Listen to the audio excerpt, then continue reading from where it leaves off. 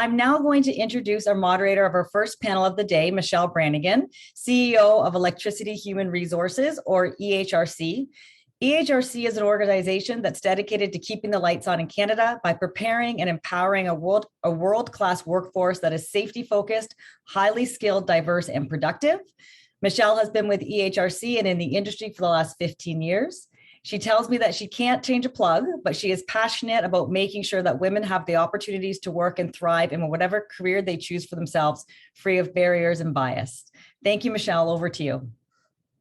Thank you, Danielle, for that introduction. I have to tell you, I really want to jump in and drive one of those machines after looking at the previous video. Delighted to be moderating our first panel of the day, focused on recruiting and labor issues. Attracting, recruiting, and retaining women into our workforces continues to be a challenge, but it is not an impossible one, just one that I believe is going to require commitment and collaboration and lots of frank discussion to address the barriers that still exist. Women account for 50% of Canada's population, and while some disciplines are showing success in attracting more women into the fold, the overall picture shows that we still have a lot of work to do in recruiting women into the construction industry, whether it's resource extraction, home and building construction, infrastructure.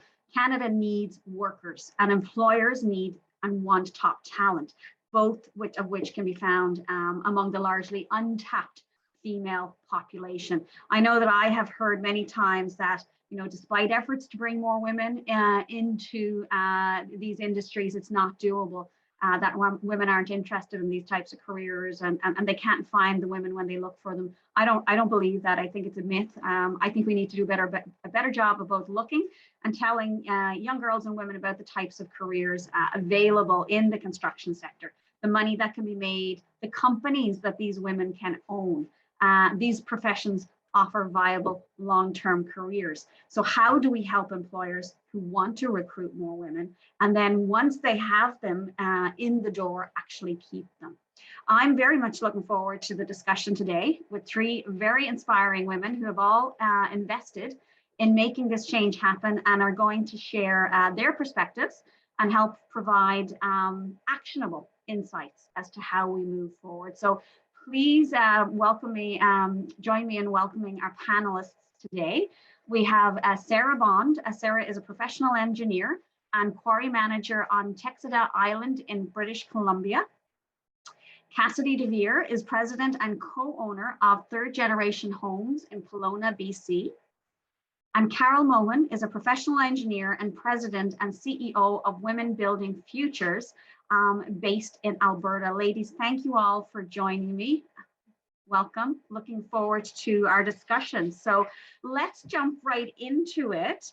I'm going to ask each of you to talk to me a little bit about your work, how you got involved in it, what you're doing now, and what attracted you to where you are, and what makes you stay. So Cassidy, why don't we kick off with you? Sure. Yeah, I'm a home builder in Kelowna, BC, and I got into the industry hanging out on job sites as a child. My mom and dad built homes together. My grandparents were in construction.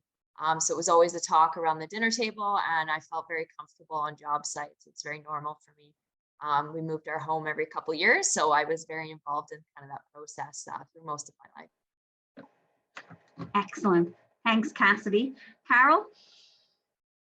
Hi, everyone. I'm a professional engineer, and I spent about 25 years in the petrochemical industry in Canada, but also a bit around the globe as well.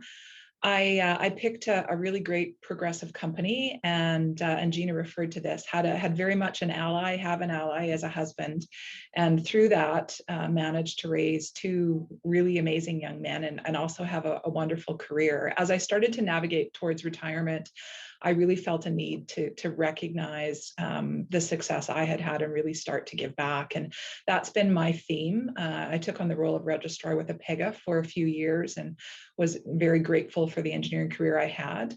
And I really, came to understand that I'm almost 6 foot tall. So I actually fit in a lot of the men's equipment that Gina referred to.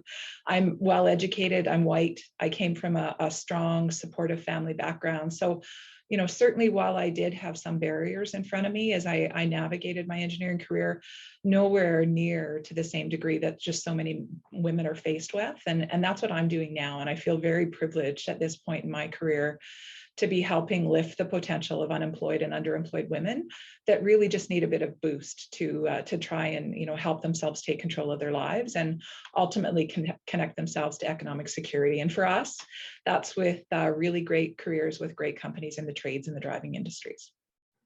Thanks, Carol. That's a really good point, and something we'll talk about as we get into the conversation. A lot of times we're talking about gender and we're talking about the need to get more women into the trades, into these positions, but there's a tendency sometimes just to lump all women into the same bucket as well too, and every woman comes to work to their professional career from a different environment with different lived experiences and challenges as well. So that's something that we need to recognize too. Yeah, absolutely. Okay, Sarah, how about yourself? Tell us a little bit about what your work and how you got involved in it, and what makes you stay. What keeps you going every day? Hi, everyone. I have a similar story to Gina and Cassidy, actually. My mom is a professional engineer as well, and she's in the construction industry also. So I was raised the same way, very comfortable in a male-dominated environment, sort of a boots on the ground type of family as well. So it was sort of the natural progression of my career, and that's sort of where I was comfortable, and that's where I headed. I'm currently the mine manager of an open pit limestone quarry in BC, and it is fantastic. And it was sort of a happy accident, actually, that I ended up in mining. It just sort of fell into place. My degree was actually more metallurgical based, so it was interesting. And then it's just, I just love it. It's raw, I guess, right? I love being outside. I love being active. The crews are amazing, and it's just sort of really helped me stay there and continue developing on my path. It's been a really positive experience. Thanks, Sarah. I think that's fascinating, and it really echoes with a lot of what I have heard talking to women in the electricity industry, working in the construction trades, because they obviously overlap, and women in the trades. And we know that women in the trade still woefully underrepresented, in our industry about 7%. The women that we do talk to that have gone into the industry, a lot of times it's because one of their parents or an uncle has worked in the sector, and so they have a bit of a familiarity with it. But that means we're missing out on a whole lot of young women to talk to about careers in the sector, right? So yeah, so I think big challenge is there. So that doesn't surprise me. Cassidy, you're in the business of home building. Plus you have obviously the added perspective of being involved, of course, with the Canadian Home Builders Association. As an employer, are you and your peers actively seeking women to join your ranks? What sort of tactics are you employing to do that? Absolutely. I always am thrilled to add more women to our team. Most people, whether it's a sales rep or whatnot, comes into our office and they're like, am I in the right place? Like, there's 5 women in here. I'm looking for a home builder. And so always happy to add more to the team. I've always had great experiences. Absolutely every single female I've ever hired has certainly not been the case with every male that our company has ever hired, for various reasons. But yeah, definitely always looking for it. I've actually sat down with a few of my suppliers and gone over, the flaws within their own business and have said, you better get a woman in here. Otherwise, you're going to be dead in the water in a few years. And sure enough, their entire company is pretty much all women, and all the managers are gone now.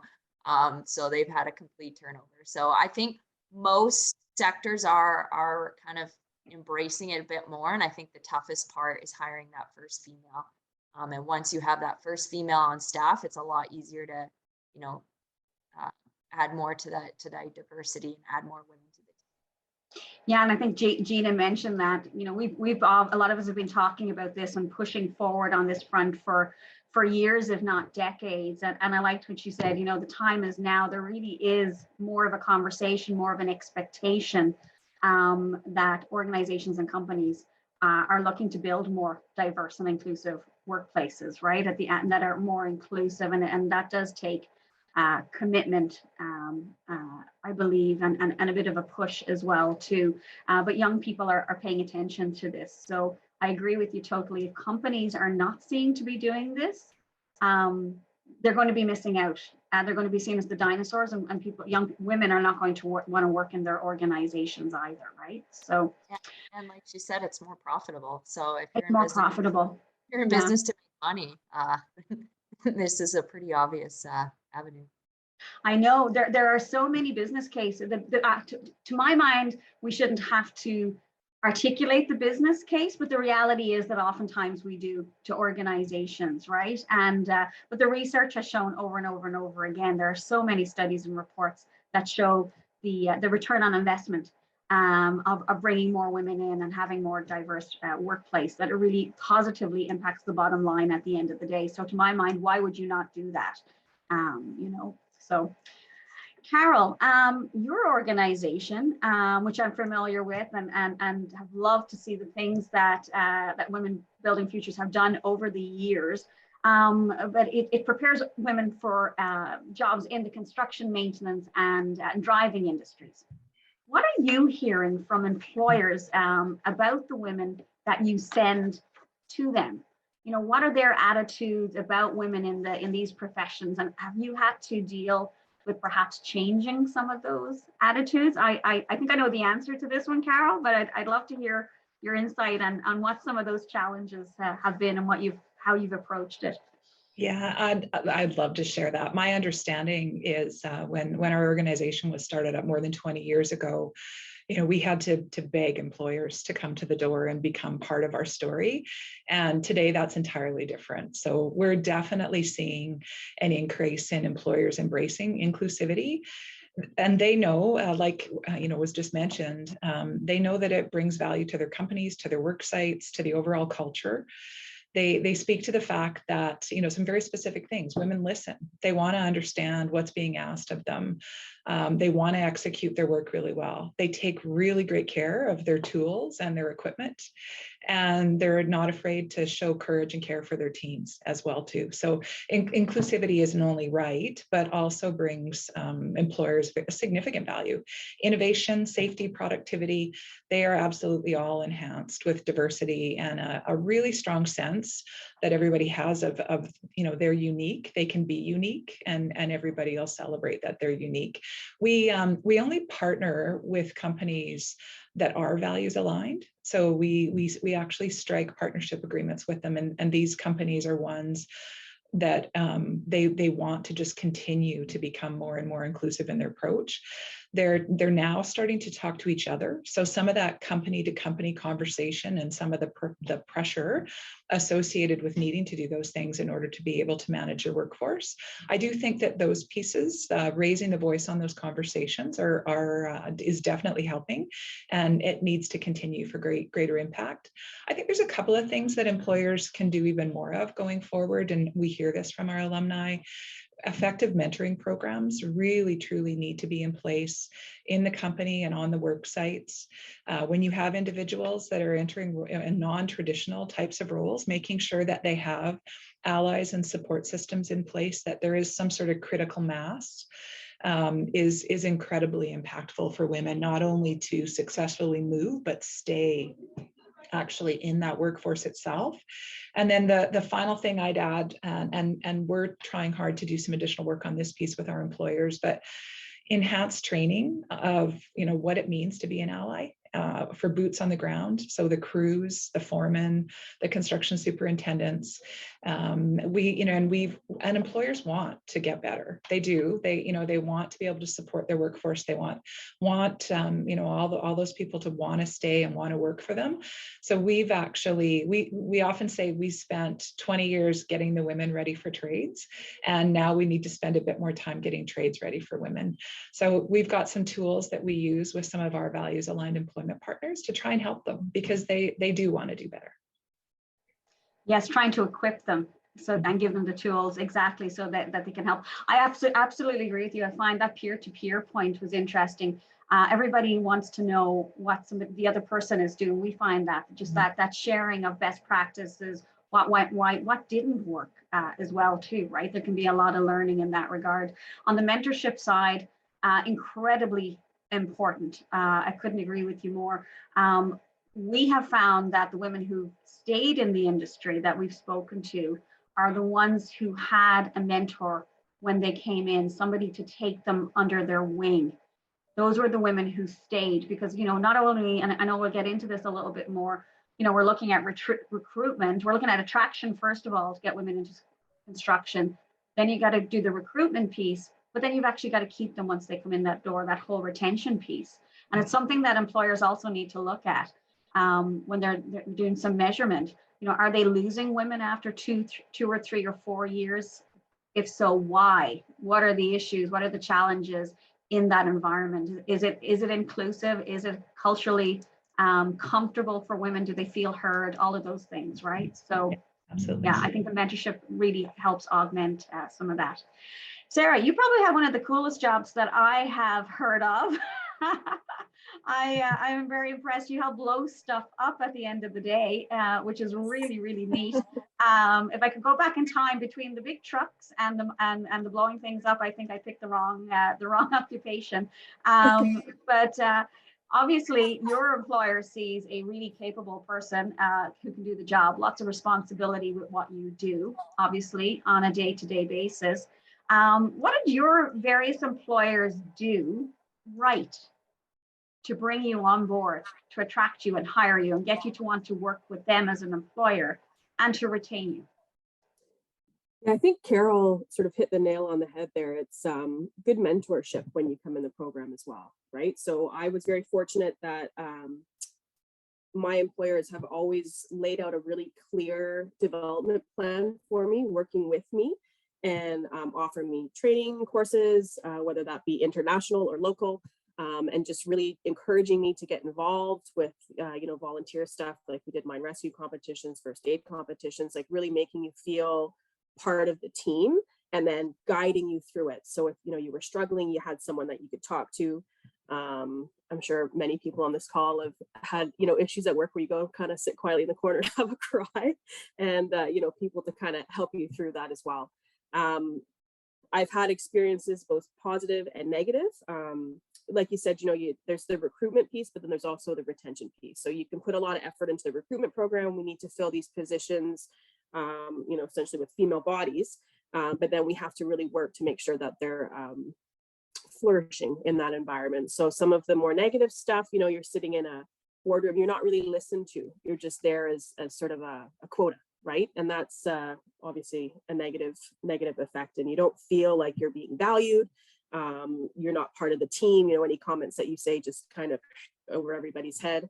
And then I've had really positive experiences, like with the company I'm working for now. It's just like, you know, you feel you're being heard, you're listened to, you're respected, and you know there's weight to your experience, and you feel like you're a valuable member of the team. And I think that's why I've sort of stayed in this industry, and you know, specifically with this company, is I feel awesome coming to work every day, that I am contributing to something, that experience and success are recognized and celebrated. And I think that that's really important than the opposite, where it's like, okay, now we have these women, that's great, see you later. And, you know, moving on and not giving, you know, that recognition or that respect or that, can't think of the word, like that recognition that, you know, they should have to continue fostering their development. So I think that's something that employers need to look at as well. Yeah, that's interesting. And it goes a little bit to some of the things that have been mentioned already. And Gina had talked about allies in her piece too, right? And the amplification piece. And when you are in industries that are 75% male, you need to have those male allies to step up and support the women that are working in the industry and make sure that their voices are heard. On a number of different fronts, and I know many women who in the industry who have gone into meetings and had ideas and spoke, and you know nothing was kind of really said. It was like, okay, let's go down the line. But and when Joe 5 minutes later repeats the same idea that you've had, and all of a sudden everybody loves the idea, and it's like you never even spoke, or you never even mentioned that. I see that time and time and time again. Women tell me about that and how frustrating that feels, and that they continually have to work to try and have that voice, especially if you join a new crew, or you're starting with a new set of people from month to month or whatever it may be. It feels like you're constantly having to prove yourself and try and have a voice, and that's something that is very draining. So that and hits the retention piece. Yeah, you're I think constantly having to fight that battle. Yeah, and you kind of mentioned it there, where you're having to prove your experience. For example, like if you're in a meeting, people might ask you questions about like the silliest little things, like what size is that nut on that conveyor frame over there? Like nobody cares, but they just want to know if you know, right? Whereas they wouldn't ask that question to someone else. So it's like, you need to trust that when these women are in the room, that they have the experience to get them there. And you don't need to question like every little detail. It's exhausting, right? And you hit the nail on the head there. And the other thing is sort of, when you're in these meetings, hey, Sarah, what do you think? Right? Rather than just sort of overlooking and moving on to John, right? So it's, an attitude as well, just kind of like Gina said. Yeah, absolutely. I'm going to sort of open this one up to all of the group, and then I'm going to have a look at, I know we have some questions, quite a few questions coming in. In your experience in your respective fields and industries, again, so where do we fall short in our recruitment efforts? What are we overlooking? I'm a big believer that we sometimes learn as well too from our failures as well as our successes. What works, and what maybe are some of the more common mistakes that you see? I know some employers that I've spoken to make the assumption that women don't want to work outside. They don't want to get their hands dirty. Like, these are still things that in 2022 still exist. These misperceptions at times still exist. So, where do you think we fall short, and what are we overlooking? Carol, I'll start with you. All right. So while I believe that recruitment is absolutely critical, certainly it can't solve the problem on its own, but it's the starting point. And certainly what we find is that women need to have a really high level of awareness of the actual opportunities. And then even beyond that, they need to be able to physically see themselves in those non-traditional roles. So we spend a lot of time in that space. It takes many women entering our trades programs months, actually sometimes even years, to contemplate what it is that they want to do. We'll hear them when they enter our programs. We'll hear them speak to, I looked at this a couple of years ago, but it wasn't quite the right time for me. And my life is in a place now where it does actually make sense. So that awareness and being able to see themselves in those roles, combined with confidence. So if they're coming out of our programs into areas where they're traditionally underrepresented, they need to come out of that program with a lot of confidence in their own personal ability to be able to be successful. So we actually in our programs spend as much time building readiness relative to confidence as we do preparation for the trades. And it brings them out of the programs, they're connected to employers, and they're ready to take control of their future. So excellent. Okay, thanks. Cassidy, over to you. I would say a lot of it is education within high schools and middle schools. I know my son came home one day and was like, oh, we had this presentation about how much we make in all these jobs. And I don't want to be a carpenter anymore because I only make 40 grand a year. And I was like, well, do you want me to go through all of my employees that are carpenters and tell you how much they all make?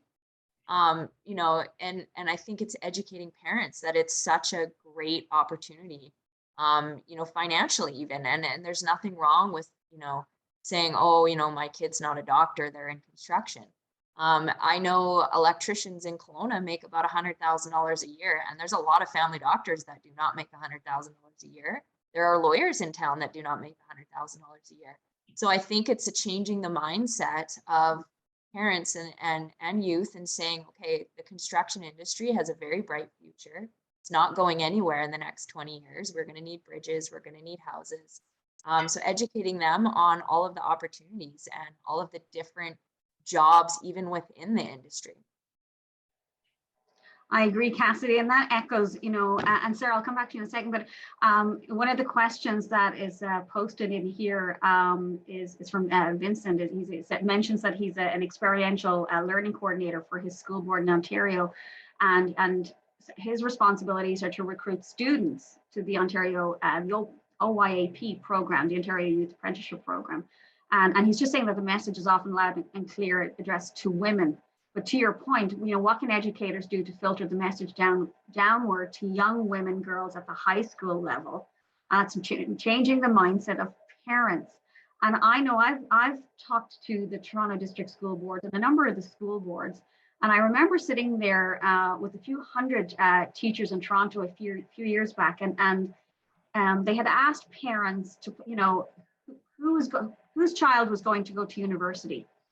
And half of the hands went up, and whose children were going to go to college, and half of the hands went up. And there was no hands going up really for going into the trades. I think there's still a lot of misconceptions and barriers that we need to break down. And we really need to be talking to those influencers, the parents and the teachers who play such a pivotal role in exposing children. I actually think we need to even go further down than high school. I think we need to be talking to kids in elementary about some of the jobs that actually exist, right? And I know part of his question was, you know, can your industry partner with high schools in presenting the message? And I believe that there is quite a lot of those activities underway. I know a lot of the construction organizations go in and work with the likes of Skills Ontario and Skills Alberta and the Skills Canada group to do that sort of work. Sarah, I just wanted to sort of go back to you on that. You know, where do we fall short in our recruitment efforts? What are your thoughts? And did you find as you went through, like, teachers were talking about construction or talking about the trades or the wide array of jobs that exist out there? What was the push toward? They definitely were not. I would say where we're falling short is you know, I keep echoing what you guys are saying, but it's so true. Like career fairs in high school, but it's not just having a booth in a career fair and having representation there, right? A lot of the booths that I was drawn to for different companies would have a female there as well, because I think they know how to, you know, connect with you a little bit deeper. And it's like, you know, I can see that they're doing it, I can do it too. I do a lot of work with the local schools here, and we actually take preschool kids out on like mine tours and stuff like that. So we go all the way down. Wow, that's fantastic. And it's really neat because, you know, it is a small community. So a lot of them, you know, their parents are working there, and we take them around. So, you know, young girls, even down to, you know, 3-4 years old, they come and they're seeing it, and it's really exciting. And they're seeing that, you know, there's females in this role, you know, so-and-so's mom's driving a big truck, and it's, you know, they can do it as well. So we've done work from the preschool all the way through to the high schools. And I think that's really important too. You know, representation matters. You know, when people are seeing, you know, young girls, even, you know, young boys, you know, in terms of being an ally and that they're seeing women in these roles, and it's just, it becomes a norm, right? And I think that's really important. And I can see that sort of out here. There's a lot more women that are being hired into the mining industry, specifically on the island. And so a lot of the young girls that live here, it's just, that's it. You know, you can do it if you want, everybody else is doing it. So it's that representation. I think that's really, really important. And I think perhaps that falls short, you know, in the recruitment efforts. Excellent. I love the fact that you're going out that early on to expose. And I agree, if you normalize it so that there's no such thing as a girl's job or a boy's job, that's really where it starts, right? Is breaking down those barriers, because kids only tend to learn those a little bit later on when they start getting influenced, usually about 9, 10, 11, 12 in school, right? So, and from their parents as well, too, unfortunately. So there's a great question here from Erin. And I'm going to read this out. Where do we find the balance between women having to change themselves to fit into a traditionally male role, i.e. put their family second, be willing to work overtime, be thick-skinned, versus change the traditional roles so that they can be more life-work balanced for all genders? So parental leave, for example, for both parents, leave for people who have to take leave to take care of elderly relatives, flexible work options, etc. I think that is a fascinating question. I know I spoke to one woman a few years ago that we worked with, and she had changed her her career from journalism to into the trades to be a power line technician. And she worked with, she said, like great people, a great crew, all male, of course. But she felt Monday to Friday that she had to put on a different persona, that she had to be a different person. She didn't want to talk. She wouldn't mind me talking about this. She's spoken about this at me for at the conferences. But you know, she wouldn't say that she went to the ballet with a friend on a Friday night. She would say she watched the hockey game on a Sunday if they asked her what she did on the weekend. And so she was so focused on trying to fit in and be one of the guys, as it were. And after a year, she said that got absolutely exhausting in not feeling that she was able to do that. As time went on, she was able to move out of that mindset, but it was a reality for her at the time. So I'm just going to throw that one open. Does anyone want to sort of jump in with that first? Carol, I see you there. Sure. Yeah. No, I'd love to jump in, and I guess I'll refer more back to my engineering career, and you know, it critically came down for me with initially picking the right company, and you know, by picking that company, I stayed there as a female engineer for 25 years. You know, much like Sarah's description, and you know, a company that had things like parental leave of absence policies instead of maternity leave of absence policies. And in fact, actually, my husband, who actually worked, he's an engineer as well, worked at the same company, was the very first man on that site to take parental leave of absence. So, you know, he helped forge that path to sort of normalize that whole concept of let's share the time with our babies, and not just because I wanted to get back to work, but it's actually a great way for both moms and dads to build relationships with their young children. So I think there's lots of tactics that really great employers can take to try and help enable that. I know, you know, I spent a lot of time around the family bonfire at the cabin with and I'll age myself here, my BlackBerry in my pocket on Friday nights. And lots of people would think, oh my goodness, you're giving up a lot. And I just thought, wow, I've got this great job and I'm sitting here with my family on a Friday night around this bonfire. So there are always, you know, some level of compromise, but I don't feel that was because I was a woman by any stretch. It was more so just, you know, working through things that were both important for my professional success, but also my personal success. So. Yeah, I think that's fascinating. My husband took parental leave as well too with my son. I went back to work after 12 weeks and he took that, and you know, there was some bias on both sides. It was looked at, oh, you're going back to work after 12 weeks and leaving your baby. So there was and that judgment came more from other women than it did from other men, which was very interesting. And my husband, you know, would play hockey on the Wednesday night and take the ribbing. Oh, you're walking the baby today, and here's the mom and all the rest of it. So I applaud your husband for being one of the trailblazers. I think a big part of the conversation needs to be that when we have inclusive workplaces that support men and women, it's good for everybody, right? It's good for both, and it normalizes dads leaving early to pick their kids up from daycare, things that used to only be the domain of the woman. Because again, coming back to, I think Gina mentioned double shift, right? Like we all do that additional, but it is good to see some change happening in there. And I always think that, you know, it's equity for all. At the end of the day, it is better from a societal perspective for everybody, right? It's normalizing that. Cassidy, any thoughts from you on that question from the chat? I think, well, myself, it was always a joke growing up that I thought I was a boy. All my friends are boys. I played lots of sports growing up, so I would be, you know, skinned knees on my jeans as a kid, and so I always feel very comfortable hanging out with men. I think some women struggle with the confidence to be themselves and to speak their own truth, and I think that it's not men's fault that someone couldn't speak up and say, hey, I watched the ballet last night instead of the hockey game.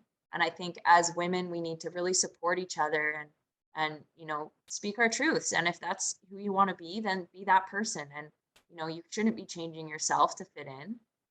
You should be able to be yourself and you know, do exactly what you want to do. Yeah, don't change yourself to fit in. I think that is that is so true. And, you know, we did a body of work just last year on a leadership, and it was looking at women in managerial positions and C-suite, and no surprise, they're still woefully underrepresented. And we were looking at, okay, what are some of the challenges and the barriers? And there was a real disconnect between what women thought and men thought. Women thought there was a lot of challenges still in having their voices heard, in commitment from leadership and all the rest of it to diversity, whereas men didn't see that that gap actually still existed. It was a really big gap between the percentages that we saw. So that disconnect was a little bit concerning. But one of the things that also came out was that a third of the women that responded to us said that they were also worried about reputational risk and the fear of being labeled making waves and being a troublemaker. So I think this, it goes back again to confidence. Gina mentioned this, the need for women to be more confident, and that there's a role for both men and women to support the recruitment and retention of women into the industry, right? So part of it is that paying forward piece when it comes to mentorship. And part of it is having the confidence to have that voice, for women to also have that voice, and not to feel like that they should apologize when they see discrimination or barriers actually take place in the industry. Absolutely. So when we talk about leaders, you know, if the majority of decision makers in this industry are still men, how do we get enough of them on board? Carl, I think you touched on it a little bit, but how do we get them on board to start implementing sort of real change and becoming those allies for gender equity and more DEI initiatives? You know, what can we do to actually influence them and bring around change that is sustainable change, to really get genuine buy-in? Because I think it has to be really authentic when we're talking to leaders about building cultures in their organizations. Carol, you talked about, you know, finding the right company that valued you and welcomed you as well too. That's on Sarah, same for yourself, right? So what do we do to make sure that it's not lip service, that organizations that do this are doing it with intent and are genuine in their commitment to do it? How can we support them in doing that? Carol? Sure. Yeah. You know, the greatest ambassadors for a company and for leaders are the employees. And, you know, in my mind, if the people that are currently in your workforce are celebrating the fact that it's an inclusive workforce or not, ultimately holding that leadership level accountable to put the culture in place that is really required. And you know, if they're walking the talk, if they're actually out there, boots on the ground, and understanding what that feels like, it'll resonate, and they'll reinforce and create the culture that's really required. And then the employees will share the word. You know, Cassidy's employees are going to tell the other tradespeople, you need to come work for this company. And those are the companies that just keep getting better and better. Great point. Cassidy, do you want to jump on that one? I don't think I have much more to add. I just think that it's, you know, about us supporting each other and you know, working collaboratively. And I think a lot of it is, you know, we can't blame men for absolutely everything that we face as a challenge. I think we need to understand that we have a role in this to play, and that is being, you know, supportive of other females and rising up together. Sarah, did you want to comment on that one? And I think it's about having events like these as well. You know, I think that goes a long way. And for companies and decision makers to be sitting on these and having representation at their decision-making tables as well. Because like we had sort of talked about before, it's you know, more profitable to have a more diverse environment. And I think that in the long run, that's going to show. But I think it's also about hiring the right females and setting them up for success rather than just, you know, trying to fill a number. That's really important as well. Yeah. Absolutely. I got a question here from Dana, who notes, and I think this is very true, sort of hopefully post-COVID, coming out of COVID. But she says that she feels like so many women are beginning a new phase as we hit middle age, as we become empty nesters, and especially as COVID switched things up for so many. And I know this echoes with a lot of folks who are reevaluating their careers and looking at, are they in a career that they want to be in? And she asks of the panel, what advice do you have specifically for those second career women as they contemplate and entering the industry? I would just say that there's so many different ways to enter the industry. Some people will start in sales at a countertop company. Some people will start in sales at a flooring company. And then while they're there, they might, build a relationship with a builder. And then that builder, when they decide they no longer want to be at that company, well, now they need a new project manager, and they've seen the skill set that you were able to coordinate and organize and, handle yourself on site and all those kind of things. And a lot of what I have found within this industry is a lot of it grows organically. Unless you have, a specific role like an engineer, a lot of the roles all kind of meld together within different suppliers and different trades. You can be a bookkeeper for an electrician, and then you can be a bookkeeper for, a restaurant, right? So you can get into it through many different ways. And it's the transitioning. It's the fact that there's many different occupations, so many different types of occupations. You don't always have to be the bookkeeper. You may change and decide that you want to be at age 40. You might want to go into a trade and do something completely different, right? It's how do we? I think it's again, it comes back to me communicating it and how we communicate the depth of career opportunities that actually exist in the sector as well. Too, again, it comes back to that whole storytelling piece. Carol, do you want to talk to that one a little bit? I'm sure you see. Yeah, That's we right. do. We predominantly serve unemployed and underemployed women, but through COVID, no question, saw a large number of career changers actually interested in finding something that would provide them with more economic security. We had lots of women coming in out of hospitality, even, you think about the impact at the airports. So we did see lots of career changers. And for us, what really helps those women have the confidence to take that leap, like into something that is tremendously different than anything they've done in the past. Probably, there's many different areas, but probably two big ones. The fact that we do partner with really great employers. So there's an understanding of a commitment to sort of them and their development. So I think that's really, really, it's important to all women, but it's really, really important to the career changers as well. And you also mentioned this, sharing stories. So we rely very heavily on sharing stories about the experience of women that have moved through our programs, our alumni, what their situation was, why they made that decision, what was on their mind when they made it, what were they worrying about, because that's the same thing this other individual is likely worrying about. And then sharing their success, right? What they've actually found as they've moved through, and then success in the workplace. So sharing those stories certainly helps give everyone, but in this case, help give, unemployed and career changing women the courage to actually take that step as well too. I'm going to go to another question. We've lots of questions here. I know we're not going to get to all of them, but I'm trying to dip in and out of them. So thank you everybody for throwing your questions in there. Elizabeth asks, do you think employers should implement a job rotation program so that young women can see different types of trades and feel comfortable in those work environments, and then make an informed decision about trades and know where they fit best? That should help increase confidence levels for women. These are job rotation programs. I guess pre-orientation trades programs could fall into that, or bridging programs. What experience have folks? Cassidy, do you want to jump in there?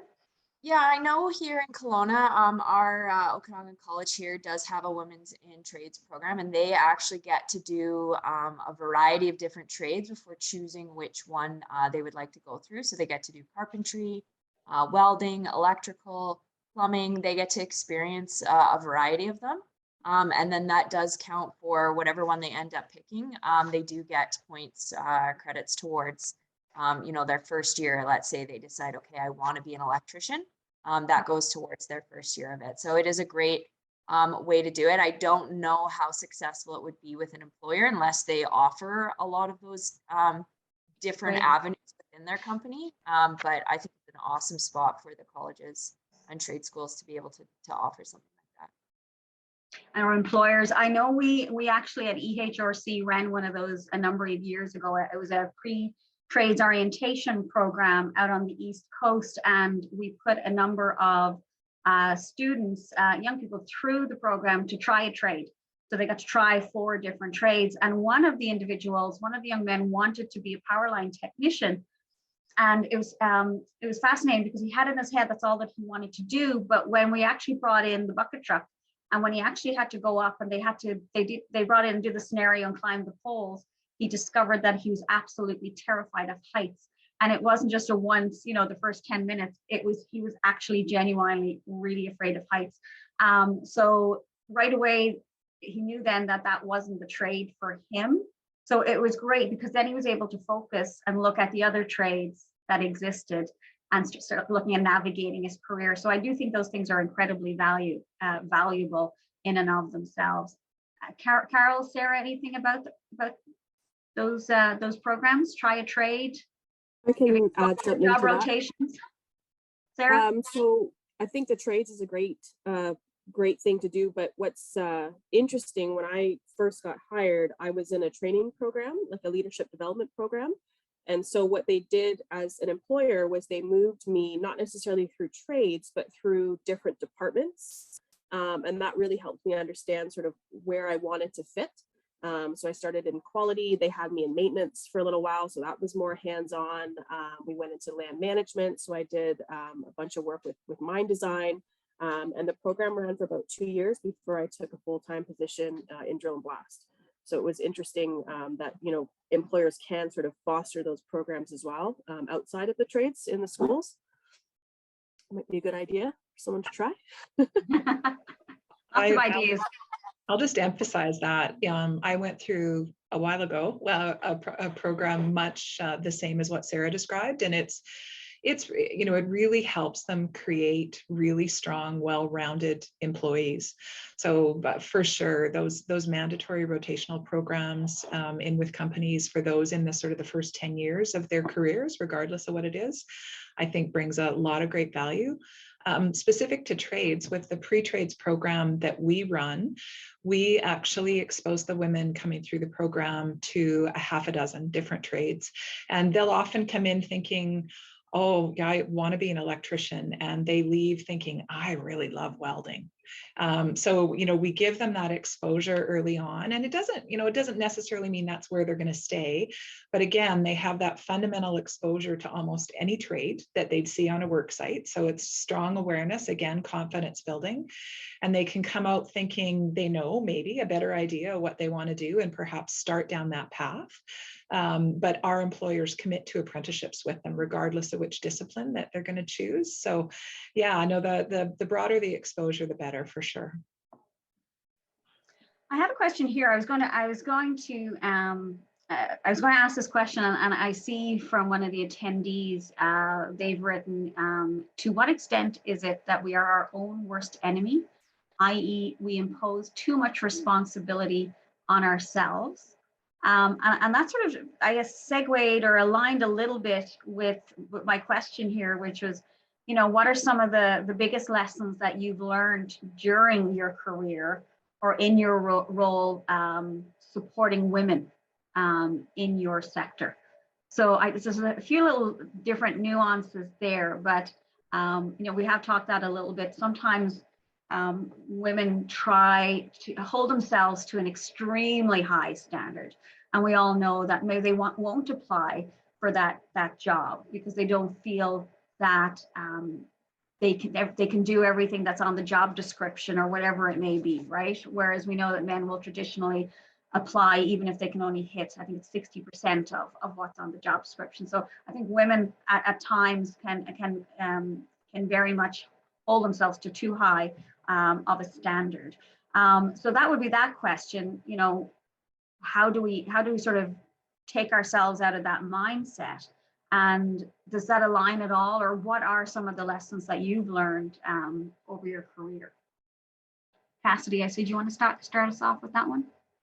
Sure. I think one of the biggest thing, and I do a lot in sales, so you learn this in a quick way is that, you know, understanding that you're not always going to get a yes, you're not always going to get the job. You're going to get a lot of no's.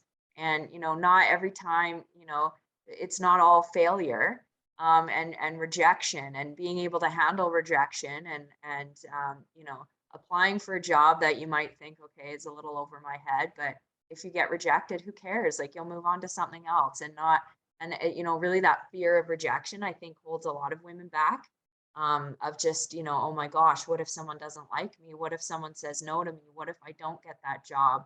But at the end of the day, it doesn't matter. You're just going to find something else. You're going to find something better. You're going to find something that's, you know, more meant for you. So I think getting over that fear of rejection is a big one. Sarah? Yeah, I would agree with Cassidy for sure. I think for me, you know, you, like you said, you hold yourself to a high standard at work. You know, you're always trying to be perfect, trying to, you know, make sure that you're not going to make a mistake, because then it's, you've made a mistake because you're a woman, not just because you made a mistake, right? And then you're also holding yourself to that high standard at home. You know, like mom guilt is a real thing. So you're trying to balance everything and just be perfect, you know, across the board. And I think just some self-acceptance that it's okay to be down every now and then, and that's okay too. And then I think, you know, when I have women that we've hired, or you know, people that I'm mentoring, it, you know, you want to give them that, like, it's okay, like if you need to be, you know, leave to get your kid because they're sick from school, that's okay, right?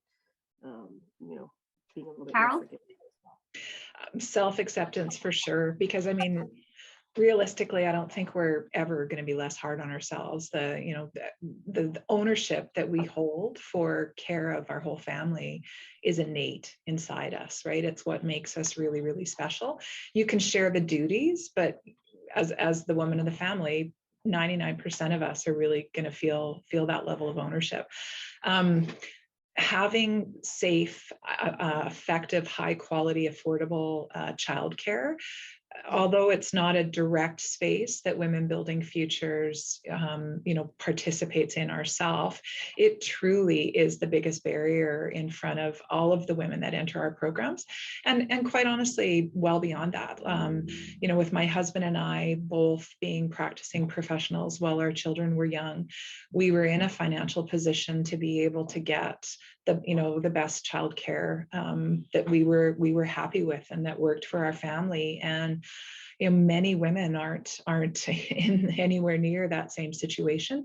So we advocate really strongly for you know, access to high quality childcare. We're actually doing some work with an industrial area surrounding Edmonton, and they're collaborating and putting 24-hour high quality childcare in order to have more women working on those work sites with them, right? And so that's an example of industry stepping in, saying, we want you on our work sites. We know this is a barrier. Let us help. So that's, you know, that's a really, really encouraging step that I'm seeing, because that truly is the biggest worry on every woman's mind. Yeah, absolutely. And I think that really links in, one of the Barb here was asking a question about if anyone, you know, any advice to women who are looking for a career change within construction due to family planning, family orientated careers with work-life balance in mind. I don't know if Barb, if you meant that, you know, wanting to stay in the construction industry.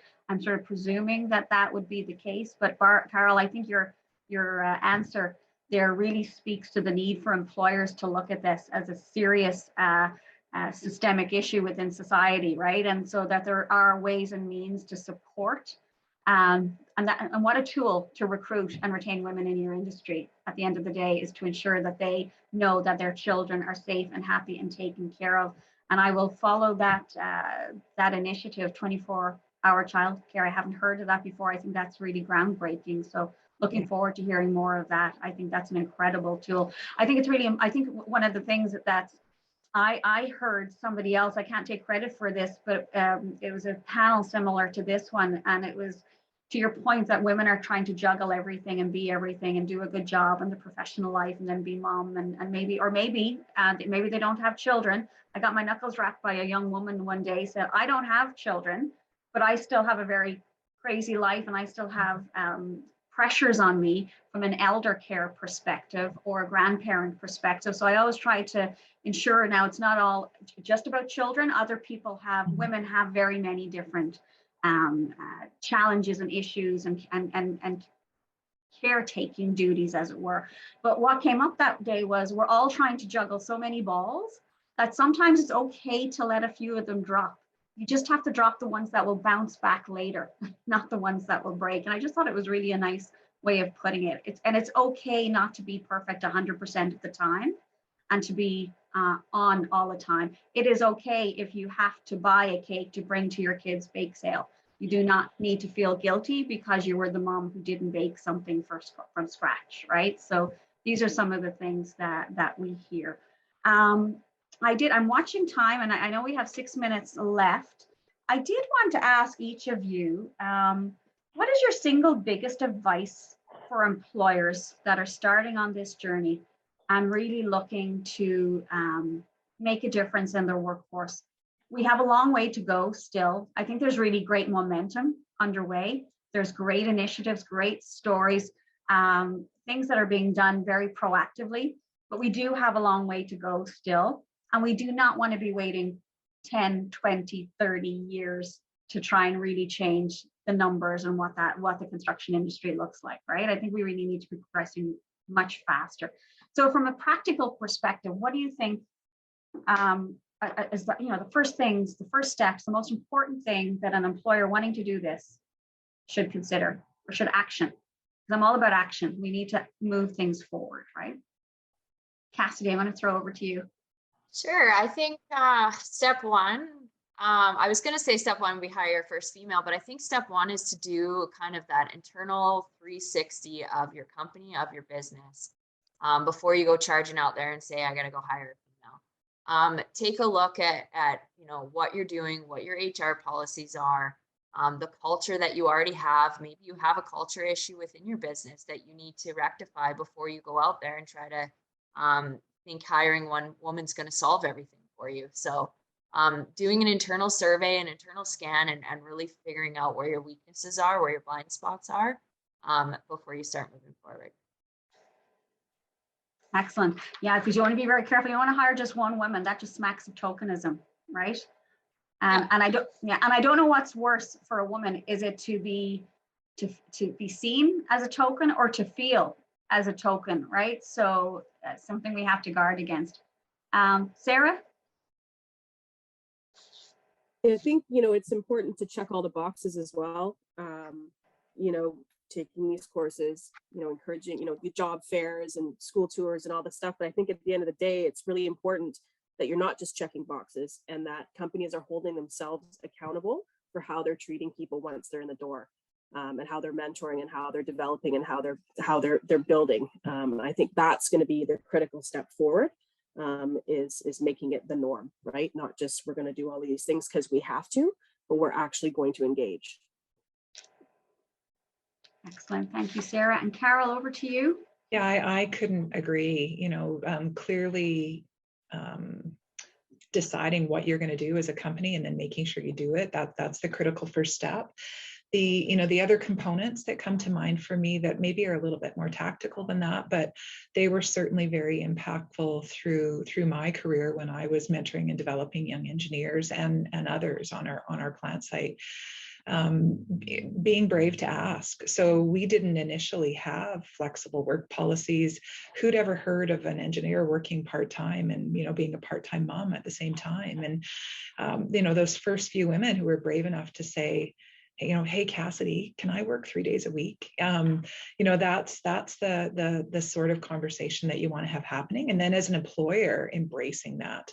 So figuring out what you can do to actually make flexible work arrangements work so that, if a woman wishes to work part-time until her kids enter, grade 1 or whatever it is, and then come back full-time after, they're pretty wonderful employees and they're pretty committed to your company. And I know when I retired from industry, at that point, there were actually more female engineers on our site than there were male. And we didn't target that. it just, the culture evolved. Women wanted to work there, wanted to work with us. And it was because of things like that, right? They could find the balance that they needed to be, wonderful people, wonderful moms, and really great engineers. Excellent. Thank you so much. I noticed we've just a minute left. I have really enjoyed the conversation. I think we could talk a lot more. Thank you to everybody for your questions. I think we heard a lot of really great things there. The value of, don't change yourself, be yourself is really important, and own your voice. The importance of allyship, but of confidence as well too. And there's the fact that there's a really strong appetite and need for mentorship, I think was echoed by everybody as well too. The need to start the conversation about working in the industry and about the opportunities and the careers from a young age. So really communicating further down and talking to parents and educators as well as influencers as well is really important. And I think, Carol, really for employers, really, I hate the term sort of thinking outside the box, but maybe just doing things that they have never even thought of doing before, or maybe they think that they will be uncomfortable things, but they're really not. Where there's a will, there's a way. When you talk about, somebody, an engineer talking part-time, I think that's sometimes there's just a mindset, oh, we can't do that in our industry, we can't do that in our jobs, that just wouldn't work.